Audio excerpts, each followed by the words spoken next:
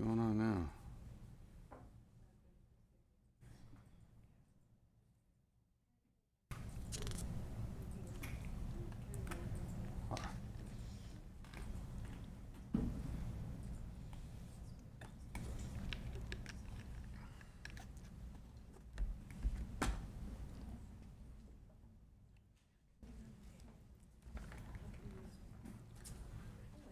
Ready to go?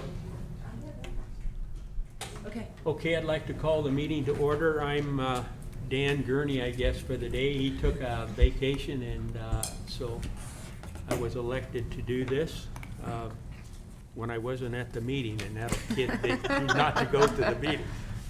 So I would like to call this meeting to order at 36? 37?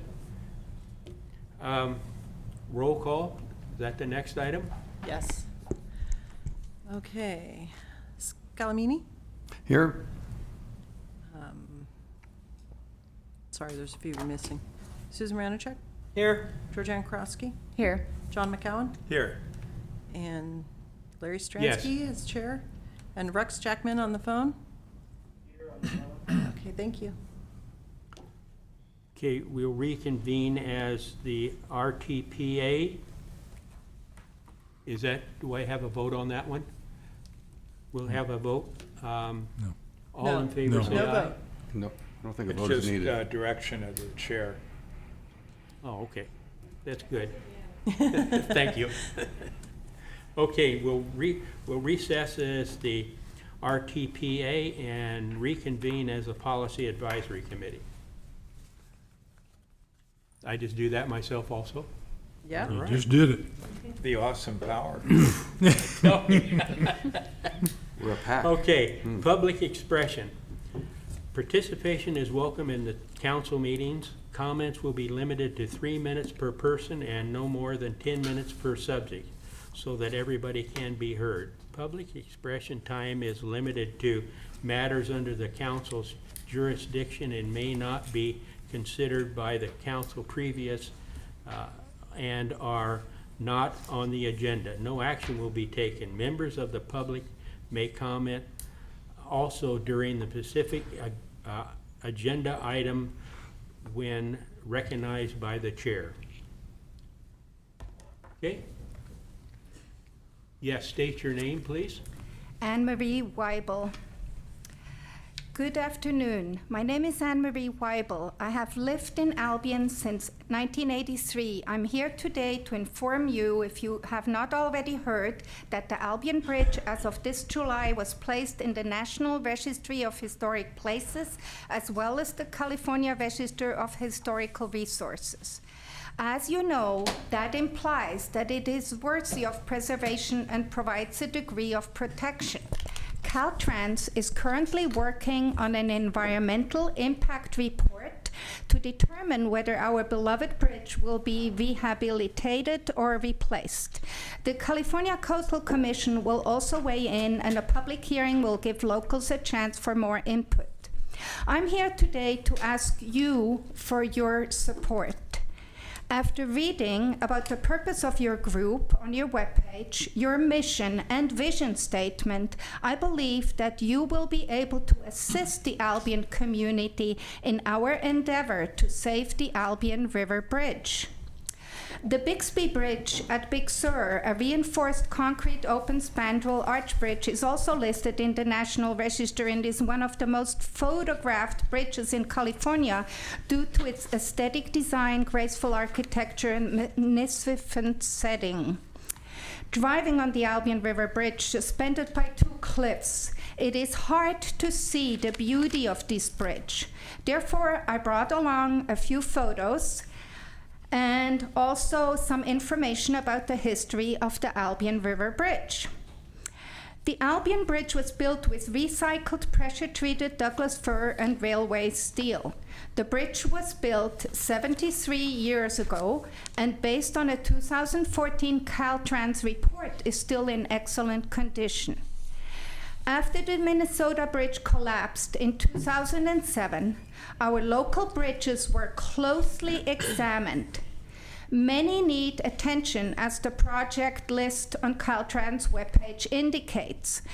Many bridges, that is. Caltrans proposes to widen the shoulders and install new bridge rails at Pudding Creek Bridge, Jack Peters Creek Bridge, and Little River Bridge, replace Salmon Creek Bridge, and rehabilitate or replace the Albion River Bridge. The Albion River Bridge is one of the few bridges in California that has not been seismically retrofitted. Caltrans no longer tests wooden bridges for seismic stability. Many local people want to save this last wooden bridge on California's coastal highway. A structural engineering professor from UC Berkeley agrees. A local architect who filed the papers to have the Albion River Bridge listed with the National Registry of Historic Places credits Caltrans for the excellent maintenance. The Albion community is hoping that you will be in touch with us if you feel you can help us in any way. I appreciate your work and listening to me, and I would like to have Beth address a few other points as well. Thank you.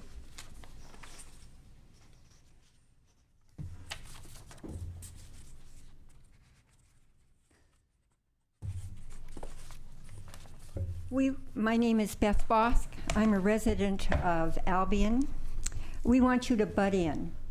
When the Coastal Act was being considered by the state legislation, the county of Mendocino insisted that the intent of that State Highway Route 1 in rural areas of the coastal zone remain a scenic two-lane road. And indeed, in our Mendocino County Land Use Plan, LUP Policy 35-1, it states that State Highway 1 in rural areas of the Mendocino County Coastal Zone shall remain a scenic two-lane road. So this is what has happened. For the last half dozen years, Caltrans has been telling us that they want to replace the old Albion Bridge, always with the codec that we don't have the money and it's not going to happen for years and years. On July 27th, the manager came to Albion to do a field trip with interested local residents. And he said that, he repeated that statement that they didn't have the money to replace the bridge. However, they did have fundings to do a study. And the study was called a geotech investigation. And what they would be doing would be geotechnical boring, which require them to clear cut the eucalyptus grove on the northwestern side of the bridge. The bridge is kind of like the bay. The bridge and the bay is cuddled by this bucolic scenery. On one side, you have ranch land, a vacant headlands with cows grazing.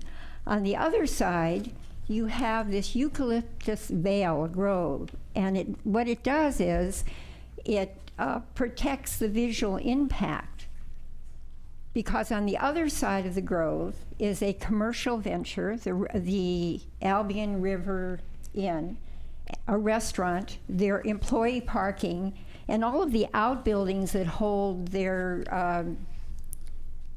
the things that make noise, the things that are unsightly. Caltrans is planning on pushing through an application for this geotechnical investigation in either the September, October, or November meeting of the Coastal Commission in an entirely different permit, which is 1-16-0899. This is the one that requires the clear cutting of the eucalyptus grove. We would like you to pipe in to say you want more information about how this is going to impact the scenic value of of the bay, the scenic value of the village. The other aspect, they're planning a 50-foot wide bridge to replace the 28-foot wide bridge, old bridge that is there. In this picture, by the way, you see the legacy landscapes, eucalyptus trees that act as a veil. Where was I? The bridge width. Okay, the width. The width of that bridge, the 50 feet, will entirely roof the pocket beach beneath it in its entirety. That's how wide the beach is. This is practically, I think it's the only beach in Mendocino County and on the northwest coast that is attached to a camping ground where people can bring their families and very small children can dally in the ocean waters. That's all going to be covered. There's going to be no sun. The campgrounds is fighting this incursion on their beach, and Caltrans is planning to go in there with eminent domain. So we're asking you as county representatives to butt in and to find out the extent to which this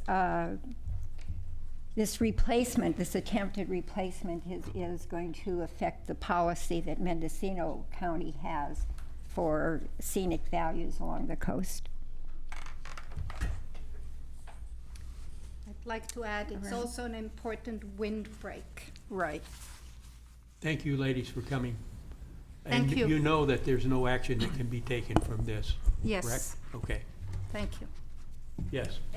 However, if the commission thought it was appropriate, they could have a future agenda item to discuss the issue. I'm just an alternate, so I'm not going to call for that, but Thank you very much. potentially it would be of interest to Supervisor Jurdy or Commissioner Jurdy. Okay, we can do that, to put it on the agenda. Thank you. And then we will have more And then people. we'll see what happens from there. Okay. Can't promise you anything. Thank you very much. Okay, thank you. Do I need a vote on that? Nope. Thank you. It's not on the agenda. Okay, Just a question, so our next meeting though is the October 2nd? And where does that fit in with, This is a slow-moving project. I won't worry then. But October 2nd is the next meeting here, Right. for what that's worth. And we're not sure if it's going to be in September, October, November. They want to take down the eucalyptus in January. you need to come back up here if you want to talk some more about it, instead of, so that it can be recorded.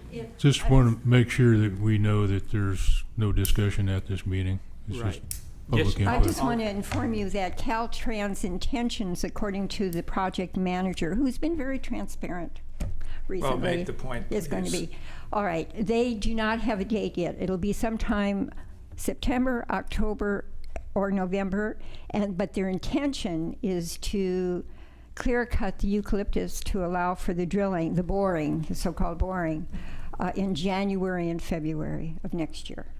Okay, Excuse me, did you sign? Mr. Chair, I would suggest that staff coordinate with Chair Jurdy as to when the item should be agendized. Sounds like possibly sooner rather than later is better. but- okay. Thank you. Okay, regular calendar, are we there? Anybody else that has anything for public expression? Okay, moving on to regular calendar. Report and discuss the 2018 State Transportation Improvement Program, STIP Fund, estimate Regional Transportation Improvement Program. Nathalie, is that you? Yes. Okay, thank you. So the State Transportation Improvement Program, or STIP, is a capital funding source that funds many of our larger transportation projects in the region. Every other year, the California Transportation Commission adopts a fund estimate that identifies money available for each region throughout the state for programming over the 5-year STIP period. The 2018 STIP fund estimate was just adopted by the California Transportation Commission last week, and that it identified $3 million available for the county for programming over that 5-year period. This funding source has been pretty volatile over the last few years due to the way the money comes in to the STIP. However, the recent passage of SB1 has provided some stability to that funding source. So the $3 million that is available does include $298,000 of planning, programming, and monitoring money, and that's money that goes into our overall work program for use on planning projects. And then the rest is available for programming on projects, capital projects. In addition to that money, there's a somewhat new funding mechanism included in this STIP cycle. It's actually a return. It's been used in the past, but has not been included in recent STIP cycles, and that's the advanced project development element. And so that makes available, in addition to the $3 million, it makes available $1,682,000, and that's money that can be used for the environmental or design on a project in any year of the 5 years of the STIP cycle. And that's only for projects that do not also have right-of-way or construction programmed. And then it does act as an advance of future shares. So if that amount were utilized, then it would come out of the next STIP funding cycle in 2 years. So typically when we get a fund estimate, we go through a competitive application cycle. MCOG has previously adopted criteria to be used for selecting projects for funding through this program. However, we don't know if that will be necessary in this particular STIP funding cycle because we have some items that are already considered priorities.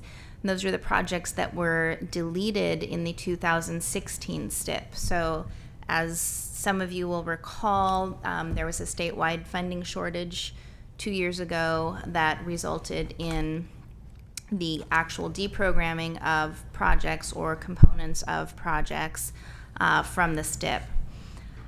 There was a total of $2,656,000 deleted in STIP programming for our region for 3 projects, which were the county's North State intersection and interchange project, the roundabout at Low Gap and North Bush, right out here, and then the City of Fort Bragg's South Main Street Bike and Ped Improvement Project. So those projects combined had that $2,656,000 deleted.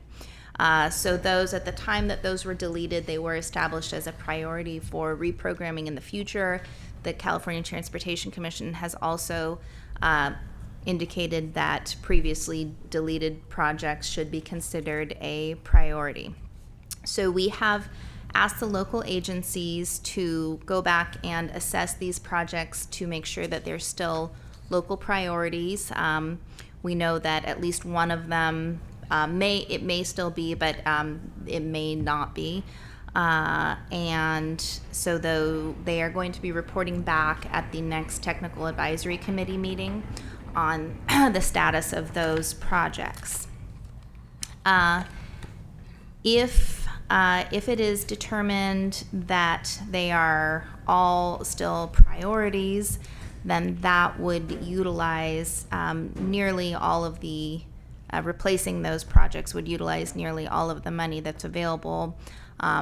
Therefore, there'd be no reason to conduct an application cycle.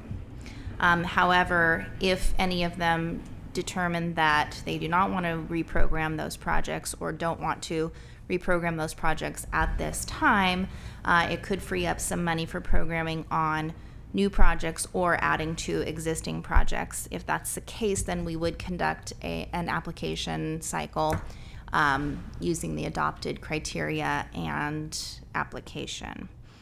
The way that we program this money is through our Regional Transportation Improvement Program. So the projects that are selected for funding will be included in that, which would come back to MCOG for adoption.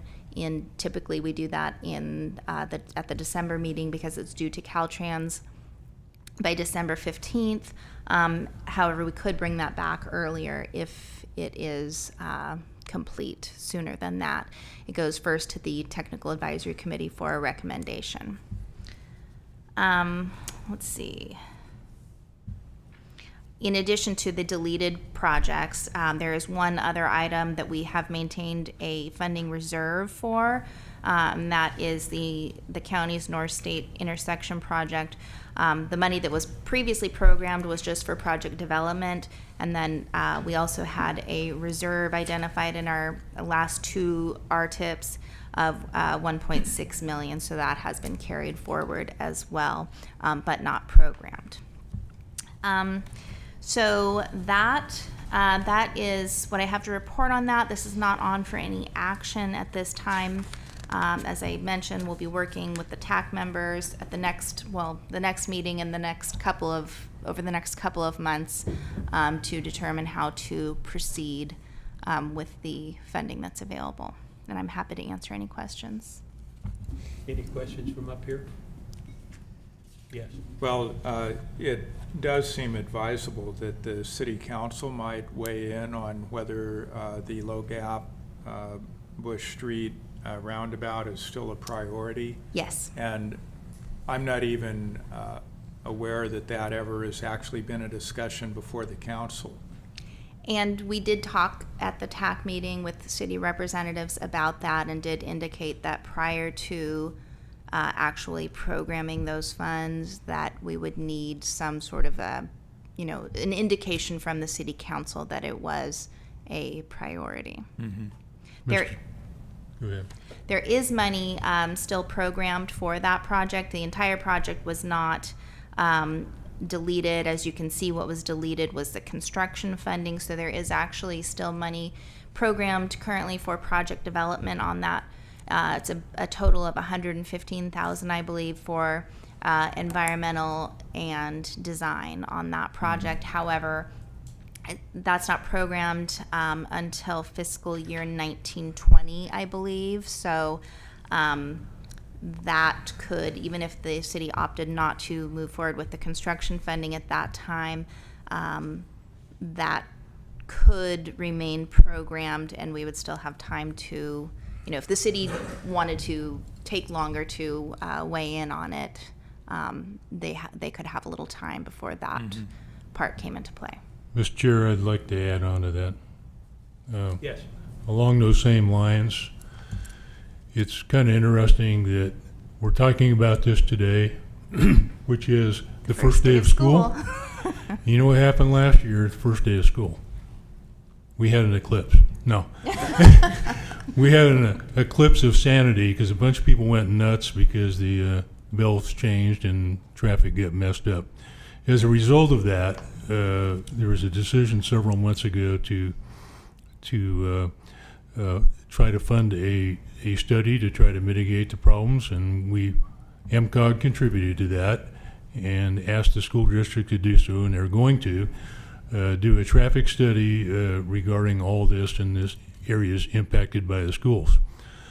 So one of the things that happened after our last technical advisory committee meeting, when we were asking everybody who had a project, do you still want to do this, or is it going to cost more money now since it's been delayed a couple of years, to reassess all those projects that they want to put back in our RTIP. And I told the city representative that I hope that he can get back to us as soon as possible, knowing that it had been controversial within the city council. And last week I had called and said, well, just think about this. If you're going to be doing an entire school area impact study with an outside consultant, you haven't started it yet, but you have the RFP out, why don't you include an analysis of the roundabout or the potential for a roundabout there? or identify the problem area and ask the outside consultant to see if they think that's a good idea to go ahead and proceed with that, or whether there are other options available to mitigate the problem. So I said, you know, you might want to do that first, and if you don't want to put that in, it's very likely we're going to have more funds 2 years ago when we consider this. When you also consider that one of the next things on the agenda is an improvement that in cooperation with the County Department of Transportation and the City of Ukiah that will improve the intersection of Empire and State Street, which is very impacted, especially I think at noon from high school traffic, and that's going to be something that's going to go online relatively soon. So those things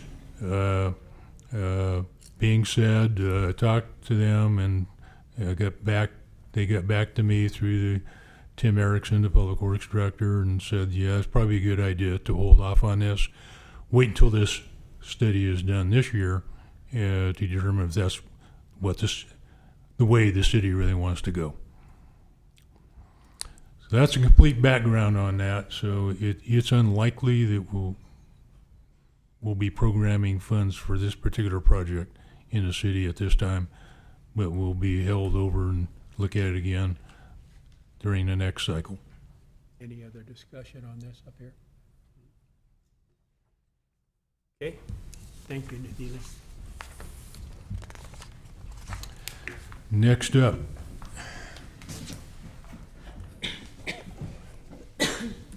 Is the Tech Advisory Committee recommendation of August 9, 2017. A, approval of the First Amendment to the fiscal year 2017-18 Transportation Plan Overall Work Program, OWP. Loretta? Mr. Chair? Yes. In an effort to expedite this matter, if I may, since it has the unanimous support of the TAC Committee, I would move approval of the First Amendment to the fiscal year 2017-18 Transportation Planning Overall Work Program. I'll second that. I knew there was some reason why my staff made sure you came today. Okay, we need a roll call vote. Okay. Any discussion on this, first of all? Okay, roll call vote, please. Okay, Scalamini, Yes? Ranachek, Yes. Krosky, Yes. McGowan, Yes. Stransky, Yes, and Jackman. thank you. Don? Thanks, Loretta. Thanks, Loretta. Well, it was an excellent report. That was a good report. Thank you. She did spend a lot of time on that. Okay, B is advocate the Regional Surface Transportation Program RSTP funding for matching Mendocino County Department of Transportation funds for state funds for the construction phase of the Branscombe Road and pedestrian and multi-use bridge over the 10 Mile Creek in Laytonville. Thank you. This was my item. You have my written staff report. I guess I better point out that you got a unanimous support from the Technical Advisory Committee. Any questions? Well, Mr. Chair, if I may, I would say the question is the anticipated cost of this project rather mushroomed, but it had some technical complications, like the floodplain designation was changed during the course of the project. And if I understand it correctly, if we don't move forward with the project, then it's $395,000 in funds have to be returned. Am I right so far? You're correct. And so, although this does involve another substantial commitment of funds, up to $200,000 in MCOG funds, and as a match to $100,000 in county funds, I do think that the action is appropriate. the best alternative of those available. There are no great alternatives with this one. This is one of those things that happen sometimes, and frankly, if we were not on the verge of losing that $385,000, I think, in state funds very quickly, if we don't act, we might have a different recommendation today. But since almost half of the potential cost of that project is going to be lost if we don't act, I'm not going to say it softens the blow, but once in a while these things happen. It makes it easier to say, at least from my perspective and the Technical Advisory Committee, yeah, let's give it one more run, and hopefully we get better bids this time. Any other comments? Motion from anybody? I am happy to make the motion for the, let me find it here, the allocation of the RSTB funds to match Mendocino County Department of Transportation funds and state funds for the construction phase of Branscombe Road pedestrian multi-use bridge over 10 Mile Creek in Laytonville. I'll second. Roll call vote, please. Okay. Scalamini, Aye. Ranachek? Yes. Krosky, Yes. McGowan, Yes. Stransky? Yes. And Jackman? Rex Jackman? Yes. Okay.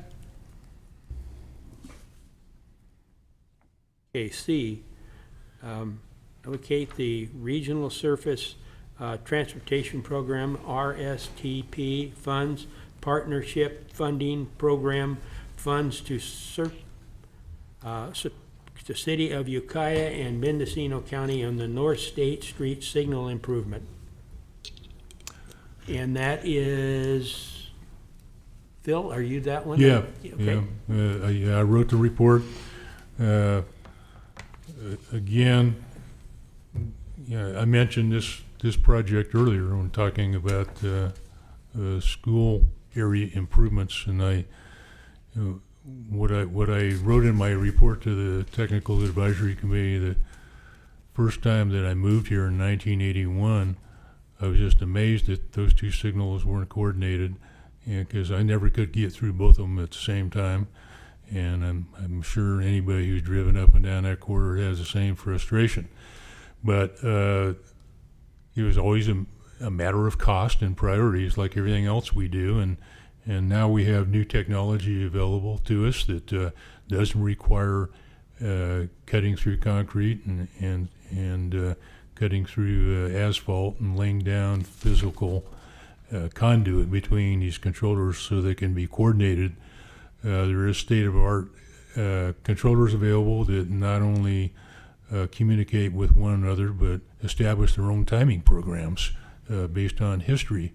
And so this is what we have been talking with the City of Ukiah staff and with Howard, is sitting back there, I hope, in the back of the room.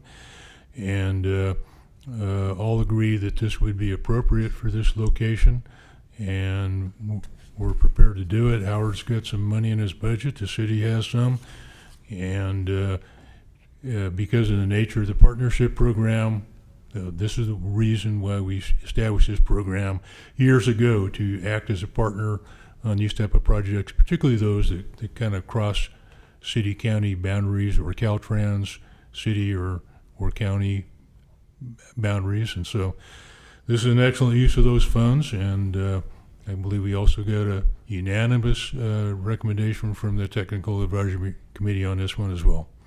I'll be happy to answer any questions, and Howard's in the back of the room too. Anyone? I just found it slightly humorous that 2 of the signal poles on one of the intersections are in the City of Ukiah and the other 2 are in the county. But That helped out your little cut ratio, how much you are contributing here. John? Thank you, Mr. Chair. And the traveling public doesn't even know when you cross that line Yeah, and right. cross it back. No. But it's, I think, a critically needed project with increased development in that area. And then the county is also funding the cost of a like coordination of the signals up at Lake Mendocino Drive in North State. So I think it is a very much needed project and appropriate use of the fund, so I will move approval of the recommended action. Well, I'll second it then. However, let me ask one other question about this, or mention one other thing. Is there any awareness, let alone interest, in considering a development that is also under consideration at the county level for this coordination, or does it make any difference? And that's the Lover's Lane thing. There has been some kind of traffic study that's going to be done for that project, and that traffic study would assume impact the intersection, the northern more of the two intersections in the project that you're mentioning. So I don't know if those people know about each other or talk to each other. Just I have no idea. But maybe ought to. I'm unaware of that. Howard? Aha. Don't have my pen. Didn't put a pin up here. Howard, tell it like it is. They're going to know who you are. I still have to fill out the paperwork. We might forget him. All right. Howard? So really, with 3 actions, you didn't take an action on STIP. That was just reported to you. But seems like the big deal for Mendocino County is North State Street 101 interchange in that whole area. So this little project is a stopgap. We hope it'll really improve things. In 2011, when there was redevelopment agencies, we did a study that looked at that whole area through there, clear down to the old Masonite property and back up to Empire. And part of and before that, Phil did a study in 2000 of just the 101 interchanges. So today, you looked at the proposed STIP, and obviously doing something about the 101 interchange, whether we do development out on Lover's Lane or whether they build the apartments where the tribal all that area is under pressure from growth. There's just growth in general, and that's the choke point for the system here in the Ukiah Valley. If I hate the traffic on Gobi, I can go up to Dora and cut down and swing down Washington and go that way. You can't do anything if you're trying to get past 101 North State Street. You're either going to go North State or you're going to get on 101. You don't have any other way. The other thing that you've already acted on today, which is great, is to give us some local match towards the Orchard Street extension study. There's not only the development on Lover's Lane, but there's the development at the Masonite property. So what I plan to do, and this is a long way to answer your question, is the Orchard Street extension study has the means through a microsim that MCOG also already paid for. See, your regional transportation planning agency, you all are doing a good job laying the foundation for good transportation planning, especially when it's, for the county. I'm kidding. But anyway, we've got an ability to simulate what will happen if we could build portions of an Orchard Street extension, the Brush Street Triangle being the first. The other would be up through the Masonite property, the old Masonite property. We're going to ask them to look at all that, and that all is key and will play into the 101 North State Street interchange. It'll tie into any development on Lover's Lane. It also ties into, because believe it or not, it's still a possibility that there'll be the casino down at the old Cafe Fowler. So but when whatever develops and whatever throws traffic at that, I think the 3 things we're looking at today, the possibility of the STIP project, which will be a better planning of interchanges with 101, the possibility of other surface routes, the Orchard Street extension, and how that impacts total flow. No matter where the growth comes from, it hits that area. So cars from any source, we're seeking to increase the capacity for that with all 3 of these projects. Fair analysis, Phil? Yeah, thanks for stepping up there, Howard. Okay. I hope that kind of answers. All right. Thank you. Hey, maybe I'll chime in or pile on here. This is Rex with Caltrans. I would just say that we're very supportive of this, as we stand to really benefit from the improvements in that all of the traffic that goes in this area potentially impacts how the interchange operates. So this should be helpful. Thanks. Thank you.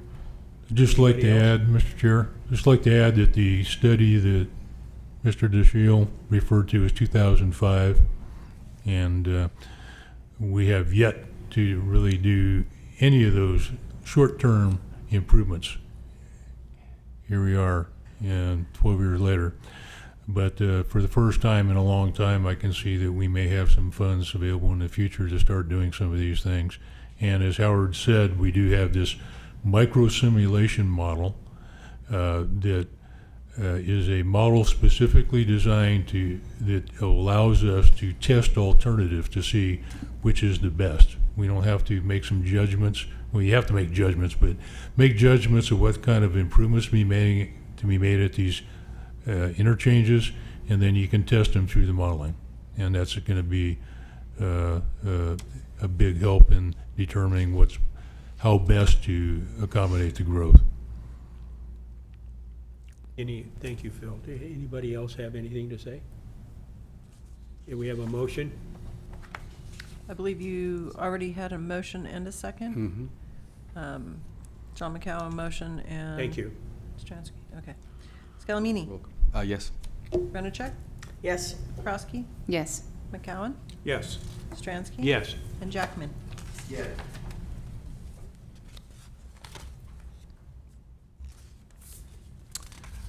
Seven, consider joining other California transportation agencies as a signature to the California Federation of Transportation Infrastructure Investment Principle.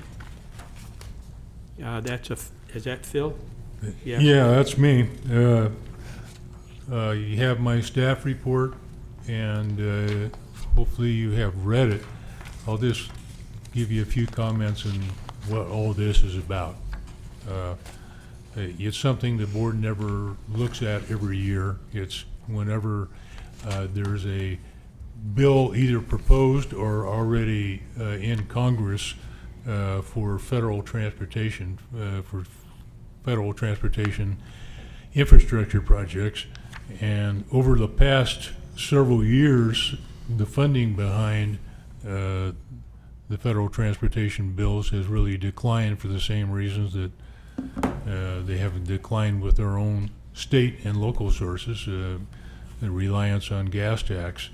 And so with increasing fuel efficiency in vehicles. So it's been underfunded, and in the past 2 or 3 iterations of the federal transportation bill, they have relied on not the traditional gas tax and diesel tax, but they've been hitting the general fund to fund these programs. So you'll see in there at least one policy that talks about, hey, we need to stabilize the funding source for federal transportation. But whenever there is a new federal transportation program, the leaders in California get together and say, well, let's get a consensus principles together. They are all if you read them, all high level, and you'll probably say, well, what does this mean to Mendocino County? Well, I'm not going to tell you because I don't know. They're too high level. All I can tell you is that what they're trying to do is to get most of California on board so they can go to Congress and argue that, hey, we have our act together, give us more money. And whenever the way it happens in rural California, if the state gets more money, our very small share will trickle down to us. And that is the best reason I can give you for saying, yeah, we concur with this, because it really is effective, and we've shown that in the past. Because it's a slightly different issue, but because the regional agencies and Caltrans have our act together as far as the amount of federal obligation authority we have for federal projects.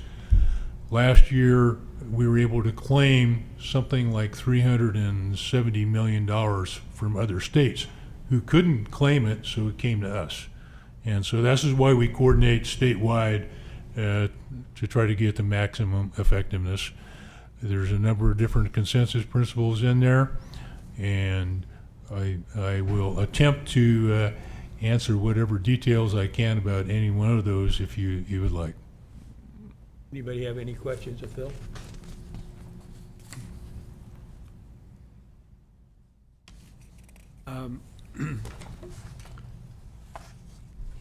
Anybody want to make a motion? Sure, but I gotta read it here first. To consider, well, the action is to consider joining. So is this a resolution to join, or what should we, There's a recommendation. oh, down below that. Okay. Recommend that the board agree to become a signatory, that we agree to become a signatory agency to the document identified as California Federal Transportation Infrastructure Investment Principles. In one breath. Motion. I second it. Scalamini, Yes. Ranachek, Yes. Krosky, Yes. McCowan, Yes. Stransky. Yes. And Jackman. Thank you. It also should demonstrate to the rest of the state that this board is involved with the rest of the state, even though we're minor players, we're still players. Thank you. Did we? I didn't hear Caltrans response. Yeah, Caltrans. Yes. Okay. Okay, thank you. Okay, the next one is consent calendar. Approval of the minutes for June 5th, 2017. Approval of July 25th, 2017 special meetings. And adoption of the resolution M2017-10 allocating the local transportation funds for Mendocino Transit Authority to acquire a route match software/hardware system formatting action of July 25th, 2017. I'll move to approve the consent calendar. Second. Do I need a roll call or just approval? Roll call because of on the phone. So, Scalamini, Yes. Ranachek, Yes. Krosky, Yes. McCowan, Yes. Stransky. Yes. And Jackman. Yes. Thank you. Okay, ratifying action, recess the policy advisory committee and reconvene as the RTPA ratification action of the political advisory committee. And that, I just do that also? Move approval. Approval. I'll second. Okay. Scalamini, Yes. Ranachek, Yes. Krosky, Yes. McCowan, Yes. Stransky. Yes. And Jackman. I think I Oh. actually don't vote on That's true, I'm sorry. Okay, reports, information. Mendocino Transit Authority.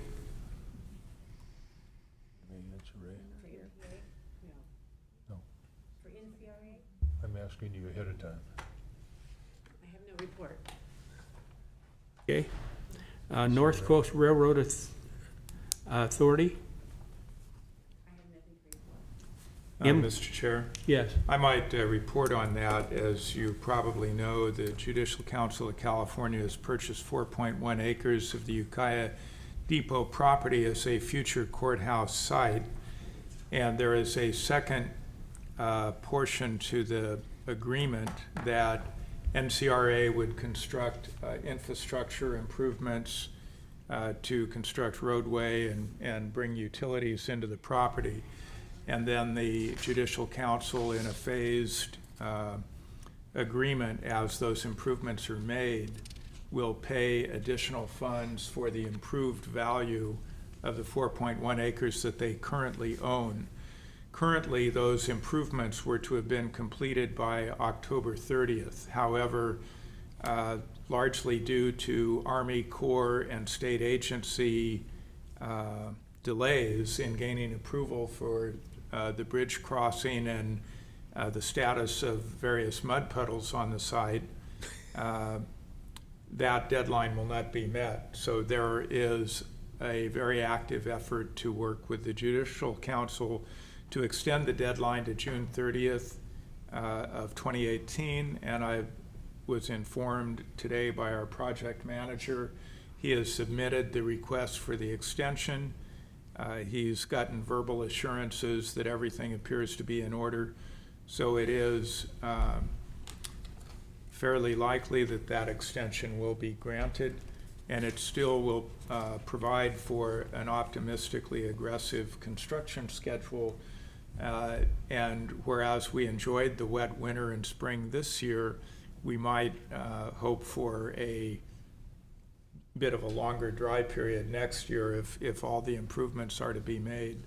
But that's the update. And also the California Transportation Commission, after ignoring NCRA for several years, has rediscovered that it's an agency on perpetual life support, given that it receives no public funding for operations or maintenance, and has had requested a presentation, which happened a month or so ago, and has called for NCRA to present either a business plan or a shutdown plan in October. That obviously is an ongoing topic of discussion by NCRA. Since it was created by state legislation, it's really up to the legislature whether there would be a, quote, shutdown or not. It's kind of untenable to contemplate that, and a more effective way forward would be to provide public funding to restore the line as far as it's feasibly possible to do so, which I believe does include Willits. It certainly doesn't include going through the Eel River Canyon. But for a tenth of the cost of the Willits bypass, now estimated at $456 million, the line could be extended at least to Redwood Valley, and then it, I don't know the estimate to get to Willits. There's a pretty big blowout at Baker Creek, but I'm just going to ballpark that for 10 or 15 million more, so a total of 55, 60 million, you could probably restore the line all the way to Willits, and then there's sufficient freight rail activity to sustain the line once it's reconstructed. But like virtually any major public infrastructure project, it requires public investment to get it built, and that's the case here. So that's the update. Thank you, John. Yes, Phil. Yeah, I'd just like to add that I was at the CTC meeting on June 29th when the Mitch and a couple others made their appearance before the commission. And what the commission was asking was, well, how many years since you had service to the north there? And they told them, and so he said, they asked him questions like, well, what's going to change in the future? And so I think the direction that the CTC, California Transportation Commission, gave them was, I specifically heard him say, come back with a business plan that's realistic. See, where is a logical terminus going to be for your rail activities, and come back to us, and after you've made a decision on how far north you want to go. And I went out in the hall with them afterwards, and they were saying, well, we'll see if we can get to Willits. And I don't think they have any other higher aspirations in going beyond Willits. And also, even getting there will be a challenge. Well, despite the remarks of a representative of NWPCO, the freight rail operator for NCRA, there is interest, and it may be feasible to have some sort of Humboldt Bay rail activity, either passenger or potential freight opportunities up there simply within the Humboldt Bay area. Again, no thought whatsoever of going into the canyon, which would only require, the low estimates are 500 to 600 million, and some economic justification for even thinking of going there, of which there is none. When NCRA came into being, there were maybe 2 trains a day with 200 cars a day on each train. Something like that. And that paid, frankly, to keep the entire line open. And with those 400 cars a day no longer coming south, there is no justification and no financial ability to maintain the entire line. Well, my understanding, it was the most costly railroad to maintain in the entire world, and that was because of the Eel River Canyon. Some of the most unstable geology in the world, Yes. as I understand. Yes. So when you had carload after carload of redwood in it, it made sense. And that's not going to happen again. Just That do for it? curiosity, what era was NCRA founded? 89, possibly? What was it? NCRA was created. Oh, late 80s is close enough. That's Somewhere in there. And then was shut down starting in 98 for about I think 97 maybe. 13, 14 years, Yeah. no freight activity whatsoever. So the miracle is that NCRA is still standing. Okay. More than you wanted to know. No, that's great. Thank you. MCOG staff, summary of the meetings.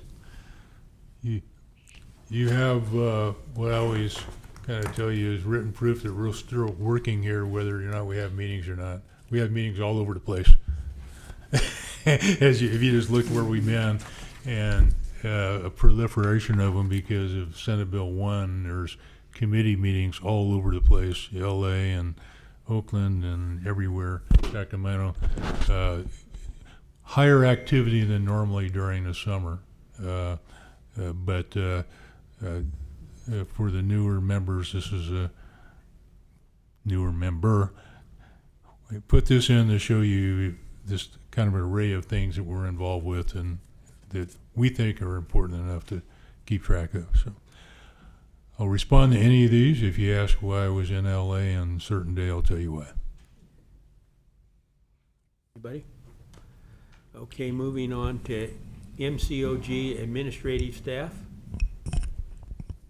Number 1, local agency sub-receipt agreement distributed April 1st, 2017. That one's mine. Okay? Okay, so you may recall that we've been working on these subrecipient agreements to pass funds down from the state and federal sources to our member local agencies. And that's to kind of close a compliance gap, and Caltrans is looking for us to take care of these gaps, or tightening up a little bit on these things. So it's really nothing new. It's the same things we've been doing right along, but we're now documenting that and getting executed agreements. So I spent some time preparing these and talk about summer activity. That's kind of what we were working on at administration. So you've got that template in your packet that we had approved by legal counsel. And then we customized those and developed the attachments for each of the 5 member agencies that documents all the funding that is available to them or that has been programmed for them.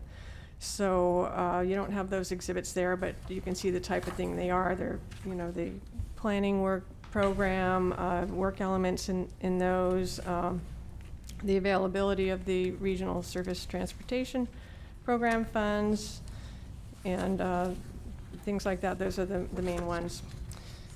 And so to date, so I did get those out. To date, we have Fort Bragg's fully executed.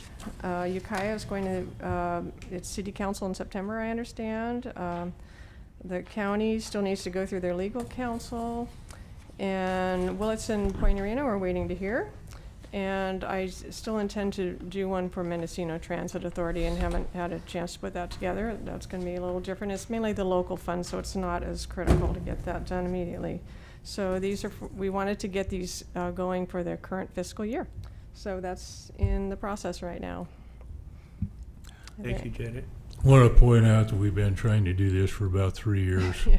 And it never really became a priority enough to go through all of the steps and take it to legal counsel and go back and forth with the cities and the counties, and until it's become a big issue with audits statewide through every regional agency.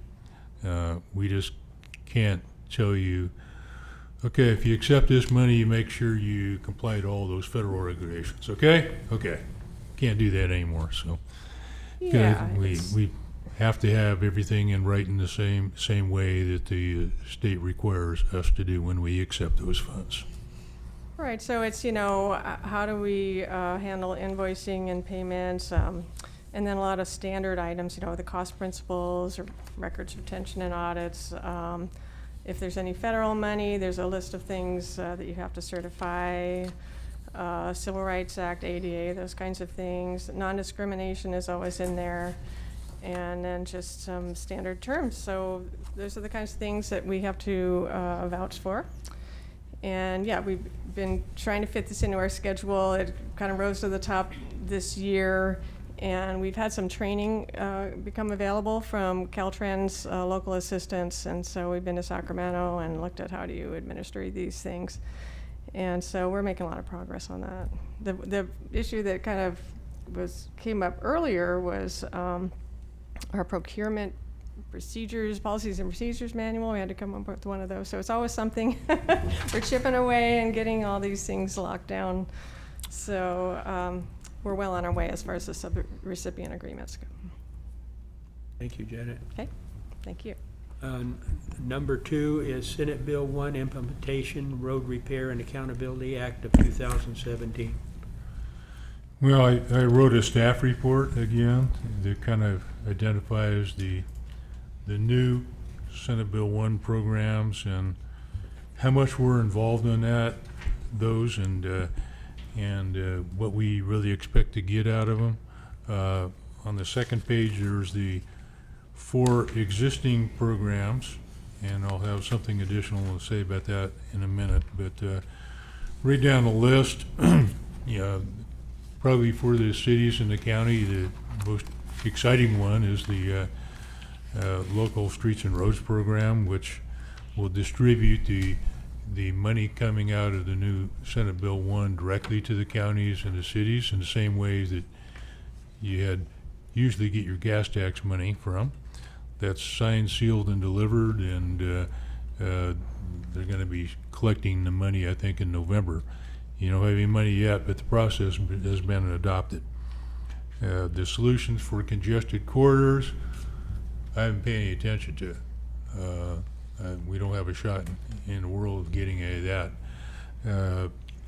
The trade quarters enhancement, there could be some improvements coming out of that to widen out some highways to for the benefit of goods movement, truck. I think I pointed out here probably the two substantial projects that will impact Mendocino County the most is the widening out a little bit of Richardson Grove to accommodate larger trucks, and a much larger project in Lake County that will reroute most of the traffic around the south end of the lake along Route 29 instead of 20, because there's nothing you can do to widen out Highway 20 along the North Shore. So it would move hopefully a lot of the trucks to the south.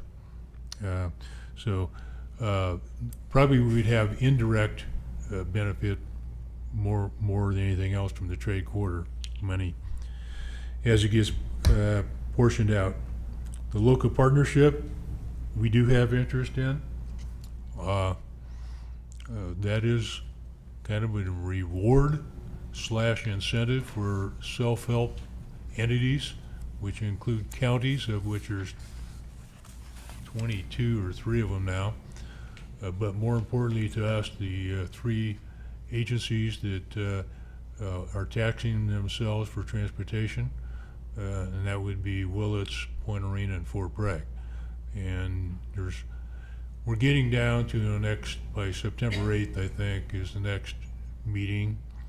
I've been representing the cities on this, as well as the cities in the 3 cities in Nevada County, and also in Lake County, the city of Clear Lake, who has a 1 cent sales tax for transportation. We'll see how that happens. There's a lot of big agencies and with a lot of influence, like LA County and San Diego and the others. But my comments to them at the last meeting we had in LA was, I kept bringing up the fact there are some small self-help counties, and I said, I'm here to collect the crumbs, but I want large crumbs. So that's just the way it's going to be.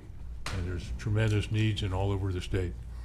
So paying a lot of attention to that one. Any questions on the new Senate Bill 1 program?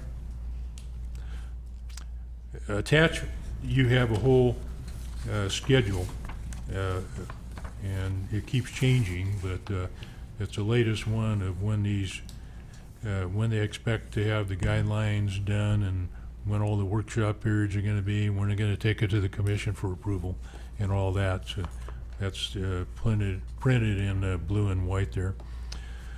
Now there's some effect on the existing commission programs. The active transportation program, that was the first one that was completed. I wish I had better news on that one, but the reality is they're going to do 2 things. There's a tremendous backlog that it was oversubscribed for the active transportation program, and certainly a number of our entities have competed in the past, and the highest rated one was the City of Willits Railway Trail application from last year. And what they're going to do is go down the list and fund down the remaining good projects where they didn't have enough money, because they had, I think, $130 million in the last cycle, and Senate Bill 1 is going to supplement it by $100 million. So they're going way down the list. I don't think it'll get to the 71, which was what our highest remaining unfunded project was, and the one in Willits, but we'll see. They also are going to accelerate any of those who were selected in the last round, and we didn't have any selected in Mendocino County for the first time. So that's where we're at. The good news is I think they're going to move a lot of those that weren't quite good enough statewide down the list, and so hopefully we'll be more competitive the next time there's a cycle. There will automatically be more money, and a lot of those projects that year after year didn't get funded because they weren't high enough will be gone as well. And hopefully keeping some of those other entities occupied while we come in with a fresh application. Any questions on that one? The SHOP program is obviously a Caltrans program, and having more SHOP money statewide will help with our roads and bridges program, as well as safety that's also included in there on our state highways. Transportation asset management is something that I paid attention to about a year ago, and it is something that's included in Senate Bill 1 as far as wanting Caltrans and entities to look at their assets a little bit differently and to make sure that everything is coordinated so that if in Caltrans the people who are in charge of culverts are over here with their own schedule and own funding, and here's the rehabilitation people over here, and here's drainage people over here, and they all sometimes get on different schedules, and the idea is when a certain segment of highway come up for let's say an overlay or major rehabilitation, make sure that if the culvert people have something that they want to do in the relatively near future, that they do it then while the pavement's opened up. Same thing with drainage, other drainage facilities, utility relocation, anything like that, so you're not ripping open the pavement after you've paved it over 3 years prior. That's generally the whole idea. Rex may be listening and say, well, it's kind of like that, but I think that's in general what it is. I think you pretty well covered it there, Bill. Okay, what I was surprised to hear though, and Director DeShiel's still back there, was that I think the intent was it would not only apply to state highways but also to local systems as well, that they would be expected to move into an asset management program on county roads and city streets. Is that a surprise to you too? If I may have Howard comment on this, Mr. Chair? Yeah. Did I wake him up? No. The good part about the county is we're small enough, again, Howard DeShiel, Director of Transportation, Mendocino County, that the same people who do the culverts also do the other kinds of maintenance we do. So there tends to be communication. When you only have 4 or 5 people, it's Right. easier. So, you know, if is this going to be a requirement? Are these just funds we can apply for to say have a plan done, or is this something that's going to be required to get other funding? That I haven't heard about it as being a requirement or a hoop for anything else. Well, Our biggest, frankly, dilemma is communicating with the utility companies and telling them we're going to do a street and giving them advance notice, and then making sure if they need to dig, they do that before we do that. So it's actually outside of the department into the utilities. well, I will find more about it, but I was attending the Regional Transportation Planning Agency's meeting last week, and I made a comment that, well, this is a Caltrans program, you know, why are we really involved? And I was kind of shouted down like, no, it's not just a Caltrans project, it's intended to be for Okay. all public entities, and that was the first I heard of it. So it's funding under SB1 to do Well, asset management. I'm not so sure there's funding attached to it. Maybe they're expecting you use some of your new other gas tax money to be doing it. So it's a hoop, Yeah, but we're not sure what the requirements of the hoop are yet. I'm not sure. I'll Okay. follow up on that through my contacts and see if I have an answer.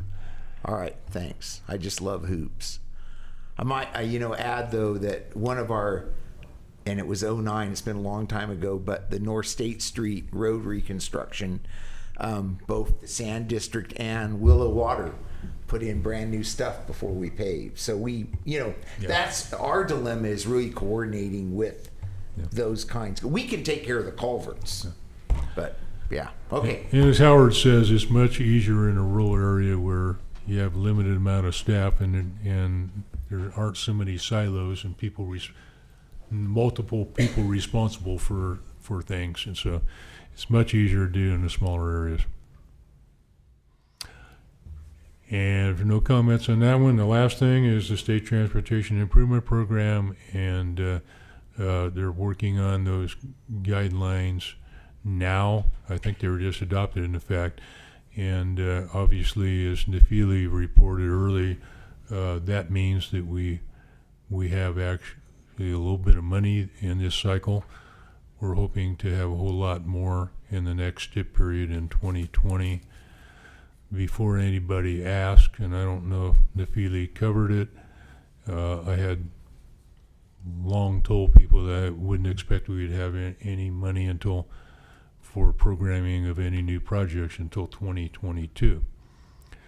So the net effect is that it appears that our debt is retired because of Senate Bill 1, and we actually have $3 million more.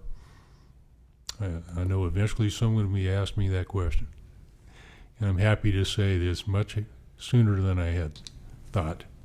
So that's all I have regarding the Senate Bill 1 programs. And once again, if you have any questions, I'm here. Any questions?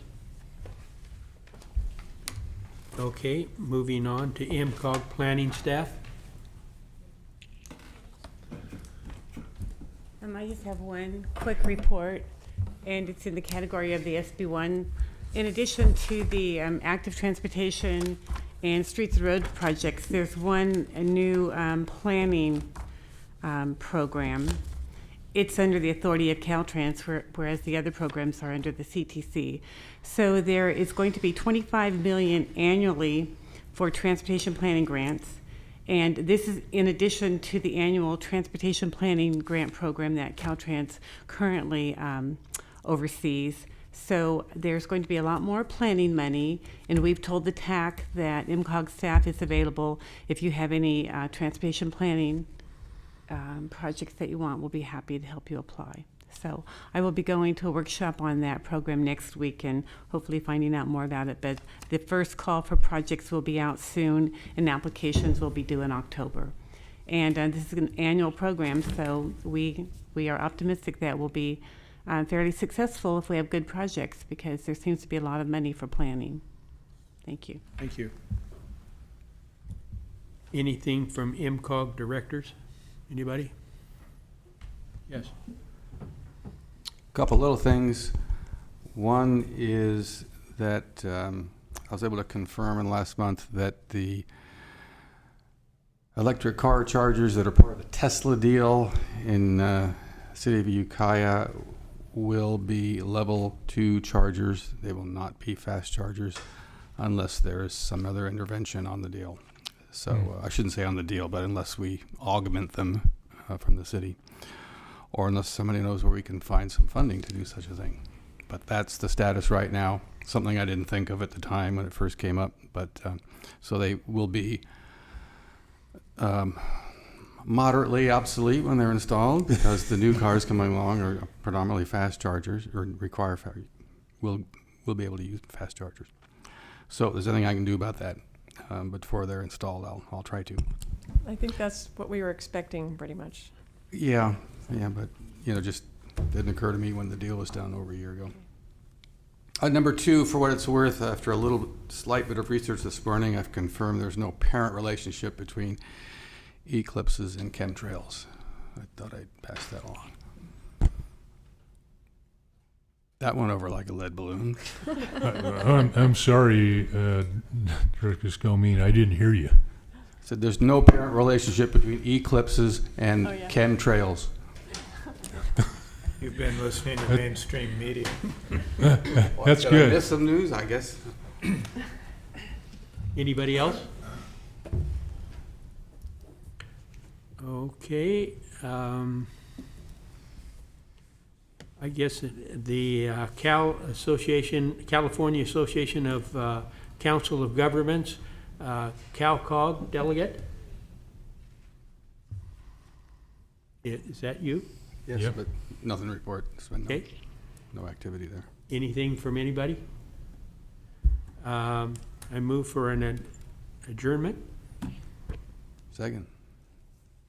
All in favor? Aye.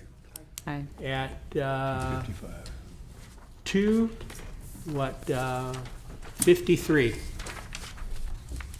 And thank you, everybody, for putting up with me for the time. Smoothly. Yeah, really went smooth. Thanks for being here. We were worried about a quorum here for a while, so. I told some of you that I will never schedule another meeting on the first day of school while there's an eclipse. Or on the Ever first, again. that's right.